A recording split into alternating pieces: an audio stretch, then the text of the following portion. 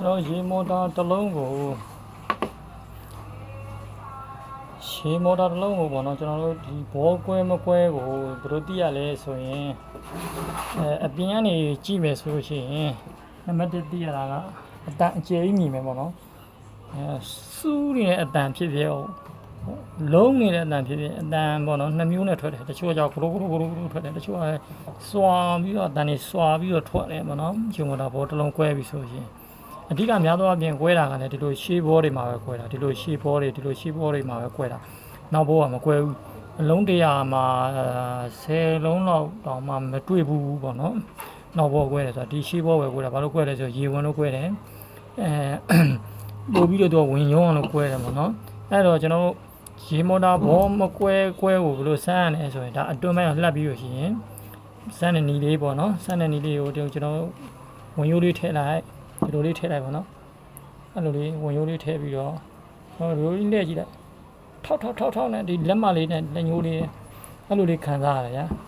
ဒီလိုလေးလှည့်လိုက်ရင်ထောက်နဲ့ဟိုတစ်ခုခုနဲ့ညှိနေတဲ့အတန်မျိုးလေးခံစားရတယ်ဒီလက်မှာပေါ့နော်တကယ်တော့မကွဲဘူးဆိုရင်ဒီကောင်ဘောလေးကိုတို့ကင်ပြီးလိုက်ရင်ရှော့ရဘာအာယုံမှမခံစားရဘူးပေါ့နော်အဲ့လိုလေးတကယ်လို့ဘောကွဲနေပြီဆိုရင်ဒီကောင်လက်ကလေးမှာထောက်ဆိုတဲ့အာယုံလေးနဲ့သိရတယ်ပေါ့နော်ဘောကွဲပြီဆိုရင်ဒါအတွင်းပိုင်းလှက်ကြည့်တဲ့အနေကဘောကတော့တန့်နေသေးတယ်ဒါပေမဲ့လို့အထက်မှာကွဲနေပြီဆိုတော့ဒီကောင်အတန်နဲ့စွာနေပြီပေါ့နော်အဲဒါကြောင့်ကျွန်တော်လဲလိုက်တာချွတ်လိုက်တာကိုချွတ်တာကဘယ်လိုချွတ်လဲဆိုရင်တချို့က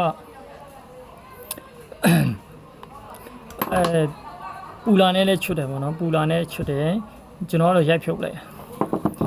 ပူလာနဲ့ချွတ်တယ်ကျွန်တော်လည်းပူလာနဲ့ချွတ်တယ်ကျွန်တော်မှလည်းရှိတယ်ပေါ့နော်ပူလာနဲ့ချွတ်တယ်ဘောတွေကြာပြန်သုံးတဲ့ဘောတွေဆိုလို့ရှိရင်ကျွန်တော်ပူလာနဲ့အသားလေးမနာအောင်ဖြည်းဖြည်းလေးချွတ်တယ်ပြန်မသုံးတော့တဲ့ဘောမျိုးဆိုတော့ကျွန်တော်ရိုက်ထုတ်လိုက်ဒီဘက်ကနေထောင်ပြီးတော့ဒီလိုရိုက်ထုတ်လိုက်တယ်ပေါ့နော်အဲ့လိုရိုက်ထုတ်လိုက်ရင်ဒီကောင်ထွက်သွားတော့ဒီဘောကပြန်မသုံးတော့တဲ့ဘောဆိုရင်ပေါ့နော်ပြန်သုံးတဲ့ဘောကြာတော့ကျွန်တော်ပူလာနဲ့ဖြည်းဖြည်းလေးချွတ်ပါတယ်ဒါဘောထဲတဲ့ပုံစံလေးပေါ့နော်ဘောထဲတဲ့ပုံစံလေးဘောကိုကျွန်တော်ကဒီထိတ်ကပုံမှန်မဟုတ်တဲ့အနေထားဆိုတော့သူနည်းနည်းလေးတော့ကြက်နေတယ်အဲ့ဒါလေးကိုဖြည်းဖြည်းချင်းလေးသူစိတ်ရှိနဲ့အဲ့လိုလေးစောင့်တယ်အဲ့လိုမစောင့်ရမှုဆိုရင်လည်းသူရတယ်ကိစ္စမျိုးဘောအစ်စ်ဘောအဟောင်းတင်လိုက်ဘောအဟောင်းတင်ပြီးတော့တူလေးနဲ့ထူမယ်ပေါ့ခဏလေးအခုဆိုရင်ပေါ့နော်ကျွန်တော်ကဒီမှာဒီကောင်ဘောအစ်စ်ဒီကောင်ဘောအဟောင်းဒီထိတ်မှာသူနည်းနည်းလေးကြက်နေတော့ကျွန်တော်ဘောအဟောင်းကိုပေါ်နေတင်ပြီးကျွန်တော်ရိုက်လိုက်တဲ့အခါမှာဘောအဟောင်းမှာအထည့်ဝင်သွားတယ်တဝက်လောက်ဝင်သွားတော့ပြန်ချွတ်တာနည်းနည်းခက်တယ်ပေါ့နော်ဆွဲချလို့မရတော့ဒီကြားလေးတွေကနေပြီးတော့ဒီနားကနေနည်းနည်းလေးစောင်းပြီးတော့ပေါ့နော်ဝဲကိုလေးအပြားလေးနဲ့အသားလေးဖြည်းဖြည်းချင်းလေးရိုက်ထုတ်လိုက်ထွက်သွားတယ်သူအဲ့ဒါတတိယထားရတယ်ဒီကဲလို့ဒီထိတ်ကရှက်ကဘောထဲတဲ့အခါမှာကြက်နေတယ်ဆိုရင်ဒါတဝက်ထဲဝင်လို့တကယ်လို့ဒီဘက်အထိဝင်သွားတယ်ဆိုရင်တော့နည်းနည်းလေးပို့ပြီးခတ်သွားမှာပေါ့နော်ချွတ်ရတော့တယ်နော်ဒါလေးကိုကျွန်တော်ပြန်ချွတ်လိုက်မယ်အခုဆိုရင်ကျွန်တော်ထိတ်ကဟာလေးချွတ်လိုက်ပြီနော်ရှေ့ကခုနဒီဘောနှလုံးသားဖြစ်နေတဲ့ဘောအဟောင်းကျွန်တော်ချွတ်ပြီးပါပြီအဲ့တော့ကျွန်တော်ဘယ်လိုဆက်ထည့်မလဲဆိုတော့ကျွန်တော်ရှိမှာပန့်ချမ်းအထိုင်ပေါ့ဒီမှာပန့်ချမ်းအထိုင်ရှိတယ်အဲ့အထိုင်ကိုကျွန်တော်ဘောထိုးထည့်လိုက်ညံ့အောင်လေနော်ဘောထိုးထည့်လိုက်မယ်ဒီမှာဝင်သွားပြီနော်အဲ့ဒါကိုကျွန်တော်ဘယ်လိုလုပ်မလဲဆိုတော့အခုလိုလေးထည့်လိုက်တာနော်အဲ့လိုလေးထည့်လိုက်တာအဲ့ဒါကိုဖြည်းဖြည်းချင်းလေးပေါ့နော်လိုလဲဆိုတော့ဒီလိုလေးတော့ထွက်လာပြီဆိုရင်ဒီကြားထဲမှာဝါရှာလေးတစ်ခွန်းချန်နေတယ်အဲ့ဝါရှာလေးကဒီမှာဒီကောင်လေးကဘာလို့ခံတာလဲဆိုတော့ကြောက်ဘာလို့ခံတာလဲဆိုတော့မော်တာလေးကိုရေမွှင်အောင်လို့ကျွန်တော်ဒီမှာတယောက်တည်းဆိုတော့တိတ်အဆင်မပြေဘူးလို့ကန်ဒီမှာအဲ့ဝါရှာလေး ဒီကောင်လေးကိုနည်းနည်းလေးဆောင်းလိုက်ထွက်လာခဲ့အဲ့ထွက်လာဆက်အများကြီးကြံရတယ်အဲ့လိုဖြည်းဖြည်းချင်းမသွားမယ်နော်အဲ့လိုသွားတဲ့အခါဘောမကွဲစီနဲ့မနာစီနဲ့ပြီးဆက်ရပါတယ်တကယ်လို့ဘောကနည်းနည်းလေးကွဲသွားရင်တော့မရဘူးနော်ကော RPM များတယ်ပေါ်တာတွေမှာလေနှုံးများတဲ့အခါကျတော့နည်းနည်းလေးကွဲသွားရင်တော့ရိုက်တွေ့ကွက်တိကြောက်နော်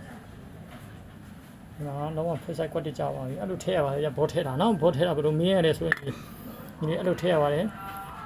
ဒီကဲလို့နည်းနည်းလေးတော့မှတိမ်ဆောင်မခံနည်းနည်းလေးကွဲသွားရင်တော့ဒီကောင်လက်ပတ်လုံးအရင်များတဲ့အတွက်မော်တာမှာဘောအတန်ထွက်ပါတယ်ဗျနော်ဘောအတန်ထွက်တယ်စွာတဲ့အတန်ကြီးထွက်တယ်ပေါ့နော်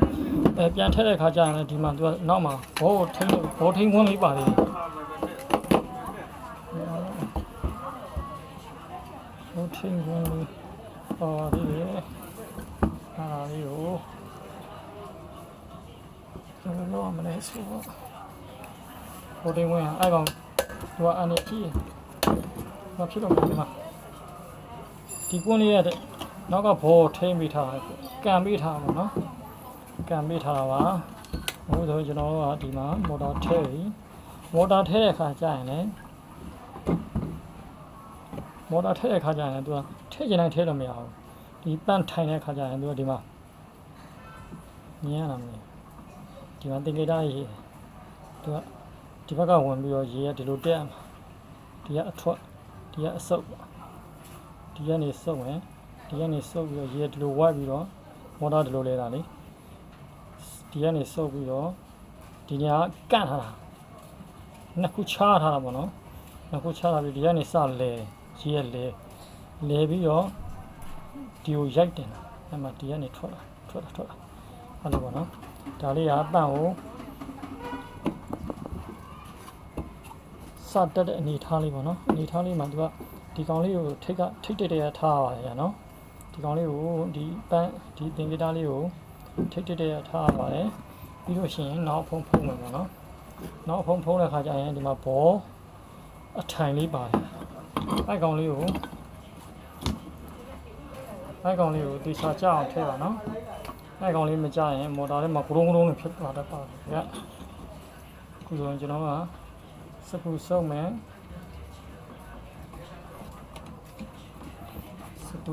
ပေါ့နော်စကူဆွဲမယ်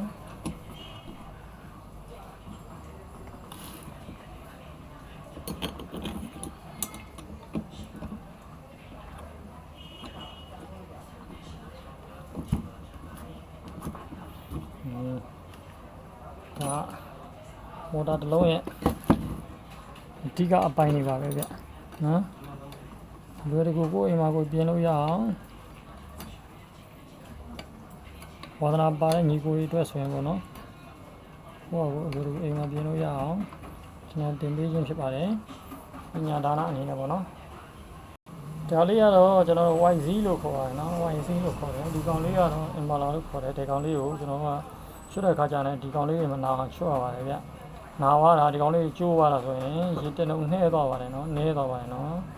ဒါလေးပါကြီးလေးရှိချွတ်တန်းရှင်းလို့ပြီးတန်တက်ဒါပါပဲနော်ဘုရားညဝင်ခြင်းမှာမိကိုတွေတော့